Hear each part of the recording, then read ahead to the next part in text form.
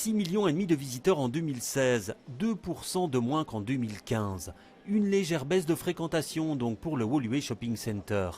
La faute à la concurrence de l'e-commerce, au contexte lié aux attentats, mais pas à l'ouverture de Docks, selon les responsables du shopping. Nous ne voyons pas, en tout cas dans nos fréquentations depuis l'ouverture de Docks, nous ne voyons pas de changement sensible. Maintenant, je pense qu'il est trop tôt pour tirer des conclusions définitives. Il faudra en reparler dans 1 an, dans 2 ans. Pour augmenter l'attractivité commerciale, ces responsables veillent à diversifier les enseignes. 100% des surfaces sont occupées. Et pourtant, il manque certains types de commerces.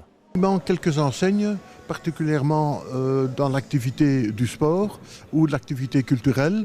Bon, ces projets pourraient être réalisés parce qu'il y a une extension en vue dans les années à suivre. Donc nous sommes très optimistes pour le futur. Le projet d'extension existe effectivement. 25% de surface en plus, en vert sur ce dessin. 12 000 mètres carrés et 300 places de parking supplémentaires. Un investissement de 50 millions d'euros. Les permis ont été délivrés, mais font l'objet d'un recours au Conseil d'État.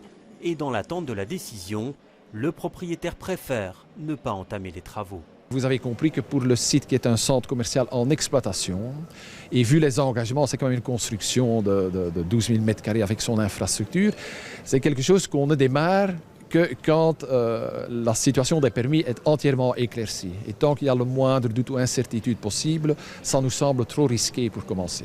Un autre projet existe, il devrait se concrétiser beaucoup plus tôt. L'aménagement d'un potager urbain sur le toit du shopping. Le produit des récoltes pourrait même être utilisé par les restaurants installés sur place.